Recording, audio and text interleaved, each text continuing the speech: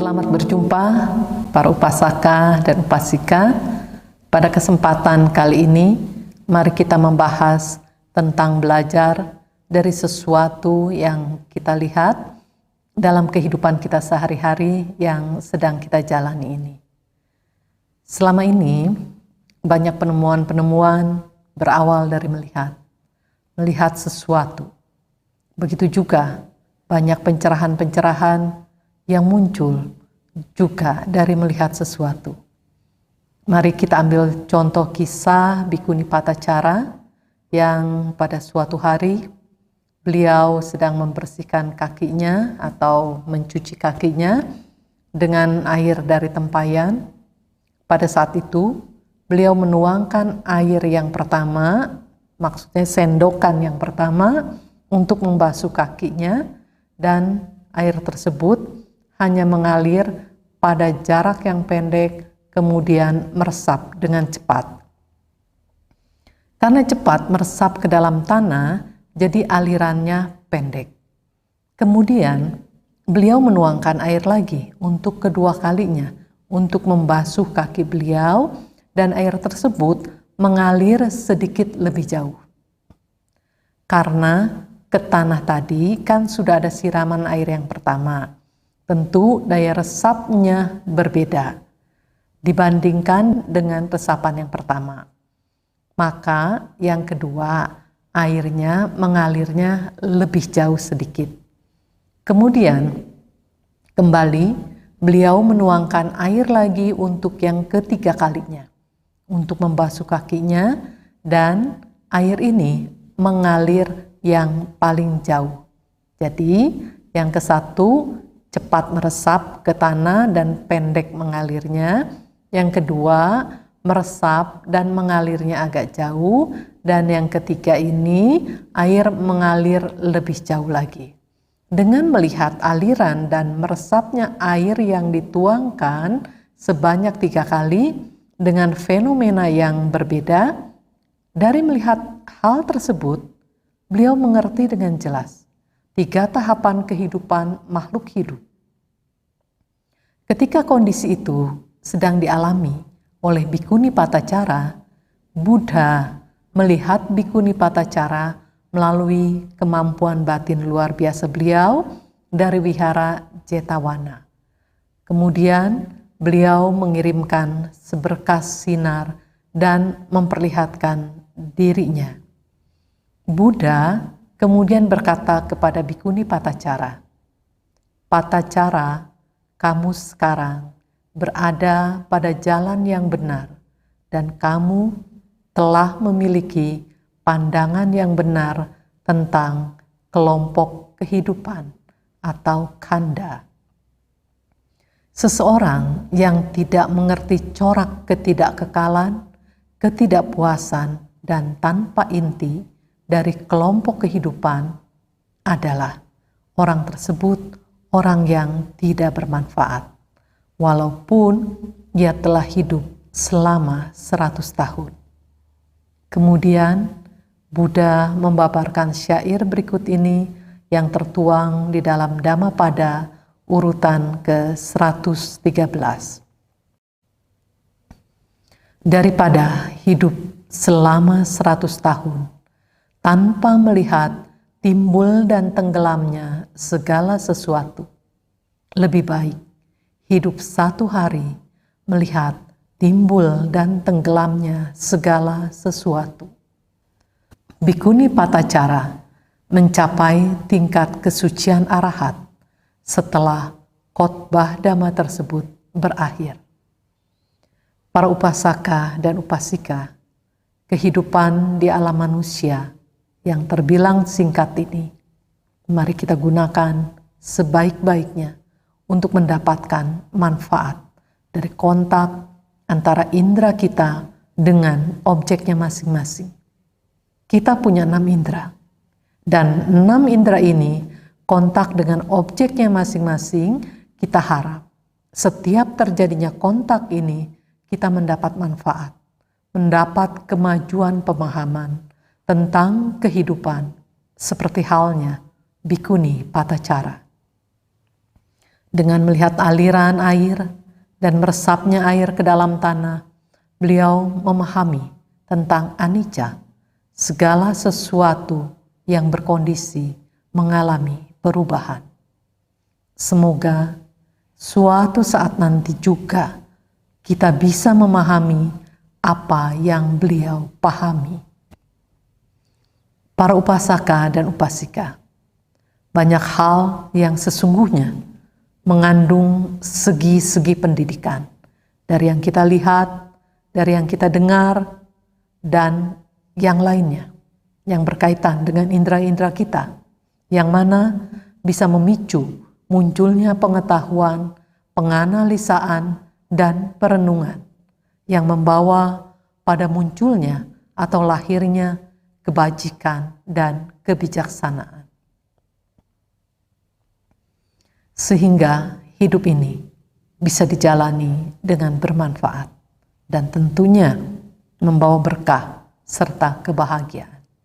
Misalnya, melalui indera penglihatan, kita bisa melihat sesuatu yang berharga untuk dipelajari, dianalisa, dan direnungkan kalau kita memiliki kemampuan dan kalau kita tidak lalai. Jadi, kalau kita tidak memiliki kemampuan dan kita lalai, kita tidak bisa menembus. Kalau sampai sekarang kita masih belum menembus, berarti kemampuan kita belum memenuhi standar dan kelalaian kita masih terus tumbuh dan berkembang, atau dengan kata lain masih bersemayam di dalam batin kita ini. Oleh karena itu, para upasaka dan upasika sekalian, mari kita berupaya agar memiliki kemampuan yang cukup untuk melihat anicca, dukkha, dan anatta. Atau ketika kita mendengar segala sesuatu dan lainnya yang berkaitan dengan indera-indera kita ini, semoga kita mendapat manfaat. Jadi, mari kita berjuang untuk tidak lalai dalam menjalani kehidupan ini.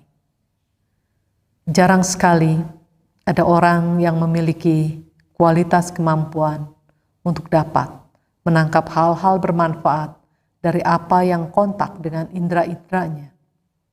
Semoga kita dapat memperkuat kesadaran dan konsentrasi kita, sehingga kita memiliki kemampuan yang memenuhi standar untuk menembus anicca, dukkha, dan anatta.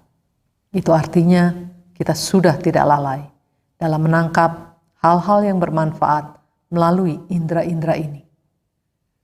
Berkaitan dengan indera penglihatan, mari kita simak dari apa yang tertulis dalam Anguttara Nikaya kelompok 3, urutan ke-36. Di sana ada penjelasan tentang seseorang terlibat dalam perbuatan buruk melalui jasmani, ucapan, dan pikiran. Ingat, sebagai akibatnya, dengan hancurnya jasmani setelah kematian, ia terlahir kembali di alam sengsara, di alam tujuan yang buruk, di alam rendah, di neraka. Para upasaka dan upasika, demikianlah sepatutnya kita memahami kerjanya hukum alam yang berproses sebagaimana adanya. Berjalan sebagaimana adanya, tanpa bisa dibendung, tanpa bisa dihalangi oleh siapapun dan apapun. Dengan kita memahami semua itu, ketergugahan bisa muncul. Ketergugahan untuk menghindari perilaku buruk. Karena kalau dalam batin ini tidak muncul ketergugahan, sangat sulit menggerakkan batin untuk menghindari perilaku-perilaku buruk, baik melalui pikiran, ucapan, maupun tindakan jasmani. Sehingga dengan hancurnya jasmani, setelah kematian tidak terlahir kembali di alam sengsara, di alam tujuan yang buruk, di alam rendah, di neraka. Bahkan karena ketergugahan dan tidak lalai, serta kemampuan menghindari segala karma-karma buruk, baik melalui pikiran, ucapan, maupun jasmani, maka kebahagiaan, alam-alam bahagia, alam yang baik menjadi tujuan kelahiran. Dapat disimpulkan, tujuan kelahiran ditentukan oleh apa yang dilakukan. Kalau hanya kemauan saja untuk lahir di alam-alam yang baik, namun perilaku tidak mengarah ke sana, maka hal itu tidak bisa terjadi. Jadi, mari kita tinggalkan kebiasaan perilaku menggantang asap. Menggantang asap itu merupakan salah satu dari peribahasa yang artinya melakukan perbuatan yang sia-sia, berangan-angan hampa, memikirkan atau menghendaki yang bukan-bukan, memikirkan atau menghendaki yang tidak mungkin akan tercapai. Oleh karena itu, tegaskan ke diri sendiri, tinggalkan perilaku itu. Sekarang, mari kita lanjut untuk menyimak yang berikutnya dari Anggutara Nikaya kelompok 3 urutan ke-36 ini. Di sana juga tertulis mengenai utusan surgawi. Utusan surgawi pertama yang dilihat dan muncul di antara manusia adalah seorang laki-laki atau seorang perempuan berumur 80 tahun, 90 tahun, atau 100 tahun. Lemah, bungkuknya sampai seperti rusuk atap, berjalan terhuyung-huyung dengan ditopang oleh tongkat, menderita penyakit, tiada kemudaan, dengan gigi tanggal, dengan rambut memutih atau mengalami kebotakan, dengan kulit keriput, dengan bercak pada bagian-bagian tubuh. Bagi mereka yang pernah melihat hal ini, namun tidak menyadari bahwa dirinya juga tunduk pada penuaan, dirinya juga tidak terbebas dari penuaan. Karena ketidakmampuan menyadari itu, maka terjadi kelalaian, sehingga tidak memiliki ketergugahan ke arah pemikiran. Biarlah aku sekarang melakukan perbuatan-perbuatan baik melalui jasmani, ucapan, dan pikiran. Karena kelalaian, maka telah gagal melakukan perbuatan baik melalui jasmani, ucapan, dan pikiran. Karma buruk bukan dilakukan oleh ibu atau ayah, juga bukan oleh saudara laki-laki atau saudara perempuan, juga bukan oleh teman-teman dan kerabat, juga bukan oleh sanak saudara dan anggota keluarga, juga bukan oleh para dewa, juga bukan oleh para pertapa dan brahmana. Diri sendirilah yang melakukan karma buruk itu, dan diri sendirilah yang akan mengalami akibatnya.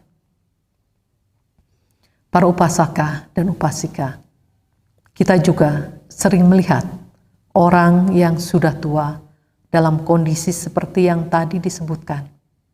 Namun, bagaimanakah reaksi kita ketika melihat orang yang sudah tua itu? Apakah ada kesadaran yang muncul? Nanti pun aku akan mengalami demikian.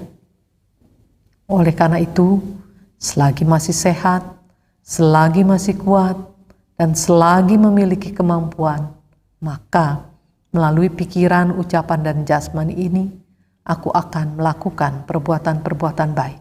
Sehingga tujuan yang baik, kebahagiaan, dan alam-alam bahagia menjadi bagian dalam perjalanan hidup ini.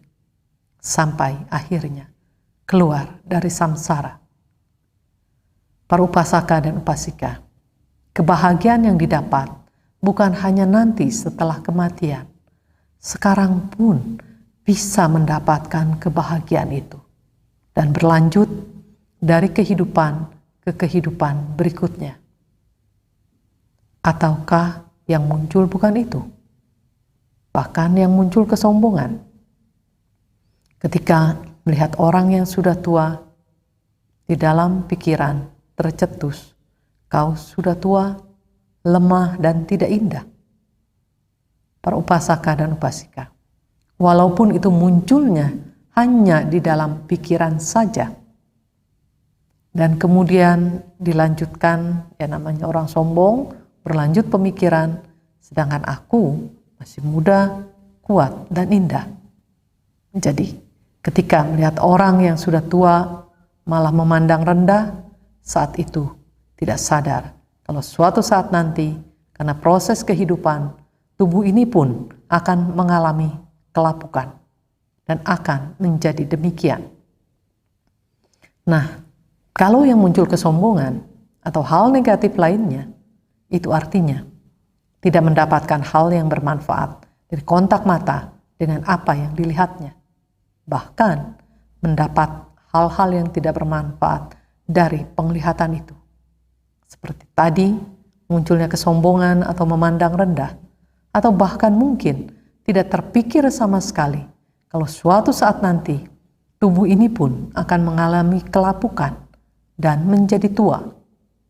Karena tahu semua akan menjadi tua, tahu akan melapuk, tapi tidak merasa tubuh ini akan menjadi demikian. Hal-hal itu sepertinya yang melapuk, yang tua, sepertinya cuma bagiannya buat orang lain aja. Sepertinya hal itu tidak akan pernah terjadi pada dirinya. Ya memang saat itu, saat masih muda, tidak terjadi.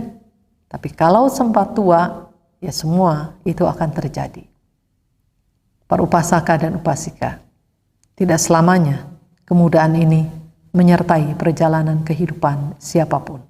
Kecuali yang belum sempat tua, sudah keburu meninggal, jadi meninggalnya ketika masih muda.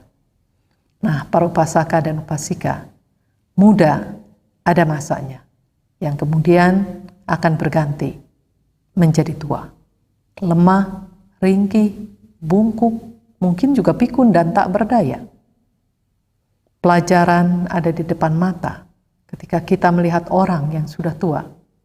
Artinya, kita melihat pelajaran yang sesungguhnya. Namun, tidak memiliki kemampuan untuk menangkap makna yang terkandung di dalamnya, bahkan lalai dan terjerumus dalam perilaku salah, entah melalui pikiran, ucapan, maupun jasmani. Padahal ketika itu banyak yang bisa dipelajari. Ketika melihat orang yang sudah tua, banyak pelajaran di sana. Selain hal tersebut tadi, juga kita dapat belajar bagaimana ketika kita tua atau ketika nanti kita menjadi tua dapat membawa diri dengan baik. Semakin tua, semakin jujur. Semakin tua, semakin tulus. Semakin tua, semakin mudah menerima pendapat.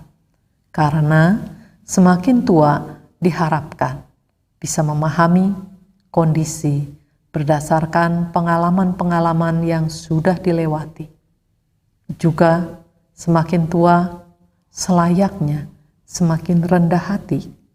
Semakin tua bisa menerima kondisi.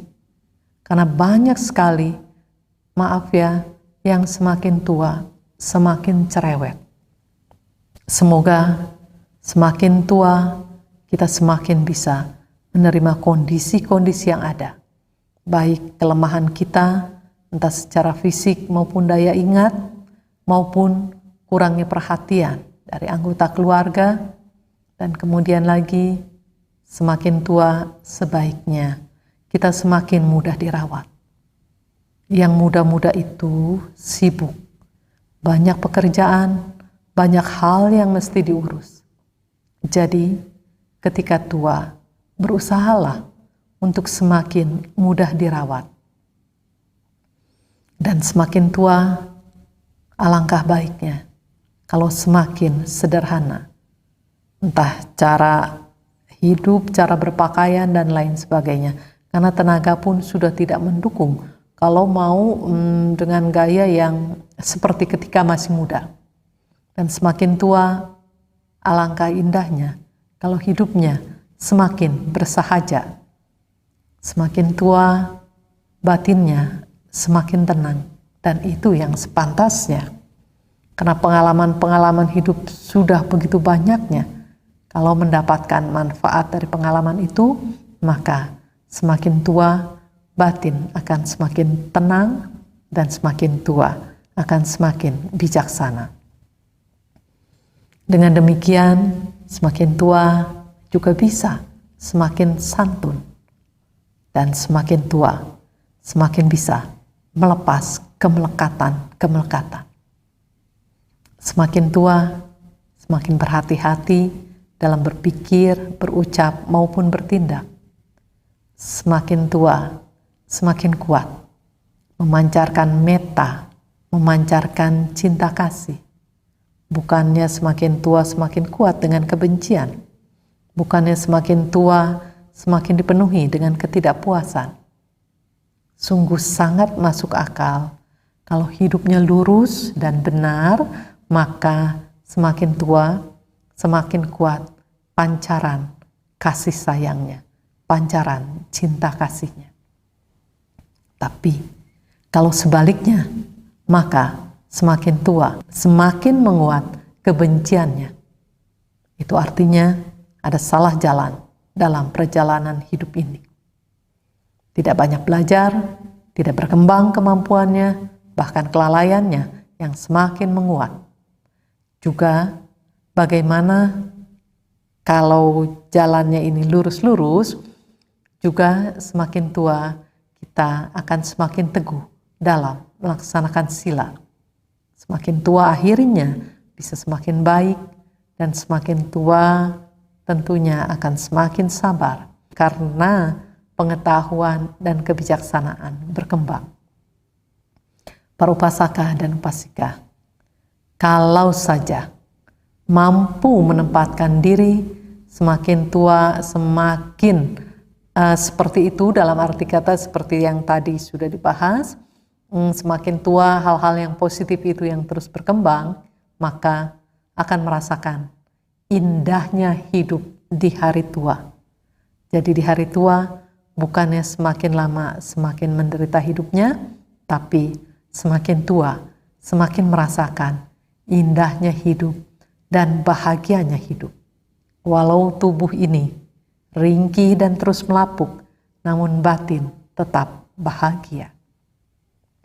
Oleh karena itu, mari kita bawa kehidupan ini ke kondisi yang baik agar pintu penderitaan tertutup bagi kita. Dan sadarlah bahwa apa yang menjadi bagian kita akan datang pada kita. Baik buah dari karma yang baik maupun buah dari karma yang buruk. Seperti yang tadi kita simak, bahwa karma bukan dilakukan oleh orang lain, melainkan oleh diri sendiri. Diri sendirilah pembuat apapun yang terjadi, yang dialami dalam hidup ini. Seperti tadi, akan semakin tua menjadi seperti apa? Ya, itulah yang kita akan terima. Kalau dalam proses perjalanannya, cara hidup kita baik, cara hidup kita benar, maka semakin tua akan semakin bahagia. Karena itu yang ditanam, maka buah itu yang kita petik. Tapi kalau perjalanan hidupnya dilalui dengan cara yang salah, maka semakin tua semakin menderita. Para upasaka dan upasika, di antara hal-hal yang juga harus kita lakukan, kita harus bisa meninggalkan kebiasaan menyalahkan orang lain, siapapun dan atau apapun itu. Bangkitkan kesadaran untuk berperilaku baik agar apa yang tidak dikehendaki itu tidak terjadi. Para upasaka dan upasika, Mari kita lanjutkan menyimak yang tertulis dalam Anggutara Nikaya kelompok 3 urutan ke-36 perihal utusan yang kedua. Tadi kita baru menyimak tentang utusan surgawi yang pertama. Utusan surgawi kedua yang dilihat dan muncul di antara manusia adalah di antara manusia seorang laki-laki atau seorang perempuan yang sakit, menderita, sakit keras, berbaring di atas kotoran dan kencingnya sendiri. Harus diangkat oleh beberapa orang dan dibaringkan oleh beberapa orang. Jadi, sudah gak kuat lagi mengangkat badannya sendiri, maka perlu bantuan orang lain. Para upasaka dan upasika, banyak di antara kita yang pernah atau bahkan sering melihat hal-hal tersebut. Dan mungkin juga sekarang banyak yang sedang mengalaminya. Atau mungkin ada orang yang tidak sedang mengalaminya, tetapi sedang membantu merawat orang yang sakit dengan kondisi yang demikian. Bagi kita atau siapapun yang melihat kondisi demikian, kita sebagai seorang manusia yang dewasa dan juga memiliki kecerdasan, sepatutnya kita menyadari bahwa aku juga tunduk pada penyakit. Aku tidak terbebas dari penyakit. Biarlah aku sekarang melakukan perbuatan baik melalui jasmani, ucapan, dan pikiran. Agar kita tidak lalai dan tidak gagal dalam melakukan perbuatan baik melalui jasmani, ucapan, dan pikiran.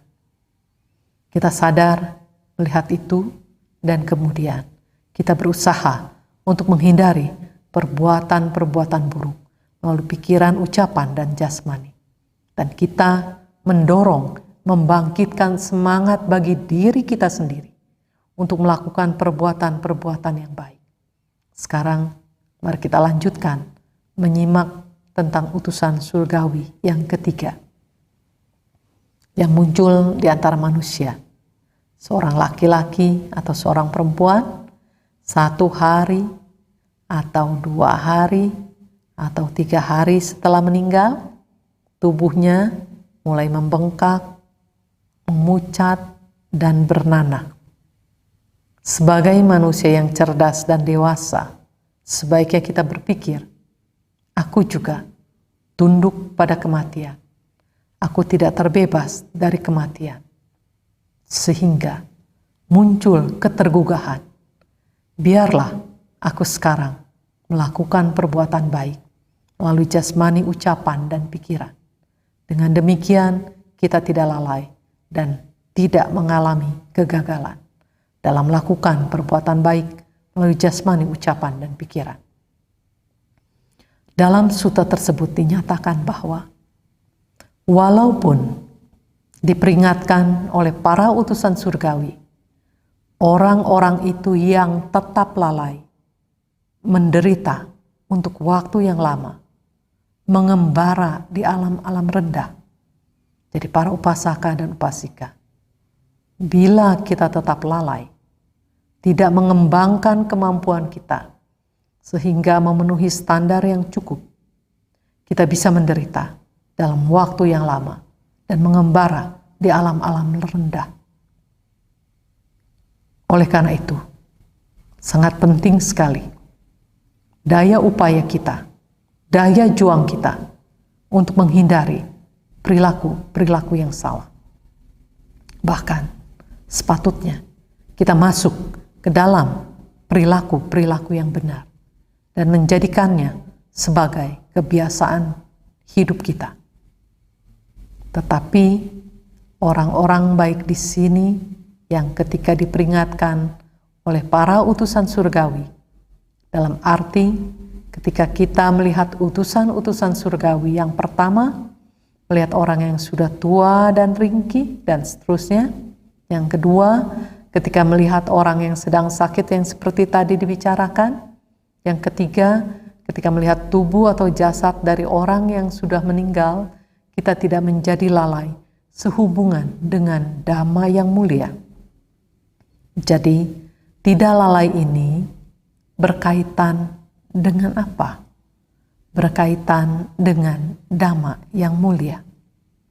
Tidak lalai untuk mempelajari, menyimak, menganalisa, memahaminya, bahkan menembus dan mempraktikkan Dhamma yang mulia, Dhamma yang sejati, yang setelah melihat bahaya dalam kemelekatan sebagai asal mula kelahiran dan kematian, ketika kita masih memiliki kemelekatan, maka kita akan mengalami lahir mati berulang kali.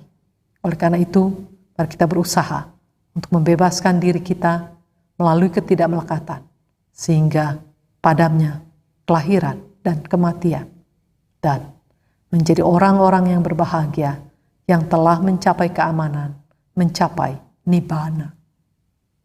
Untuk itu, mari kita perkuat dan sempurnakan keyakinan kita pada Tiratana, Buddha, Dhamma, dan Arya Sangha. Mari kita perkuat dan sempurnakan semangat kita dalam menempuh hidup sesuai Dhamma. Mari kita perkuat dan sempurnakan kesadaran kita. Mari kita perkuat dan sempurnakan konsentrasi kita. Mari kita perkuat dan sempurnakan kebijaksanaan kita hingga merealisasi nibbana. Sadhu, sadhu, sadhu.